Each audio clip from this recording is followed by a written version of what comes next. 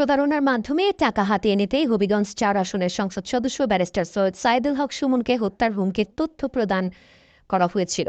ভারতীয় একটি গল্প থেকে এমন পরিকল্পনা করেছিল প্রতারক। অভিযুক্তকে গ্রেফতারের পর বিকেলে প্রেস ব্রিফিংয়ে এই তথ্য জানান পুলিশ সুপার। তিনি জানান, গ্রেফতারকৃত সোহাগ মিয়া মৌলভীবাজারের কুলাউড়ার মোবারকপুর গ্রামের বাসিন্দা। মঙ্গলবার তাকে সিলেট থেকে গ্রেফতার করা হয়। সোহাগ প্রায় ৬ বছর বিদেশে ছিল।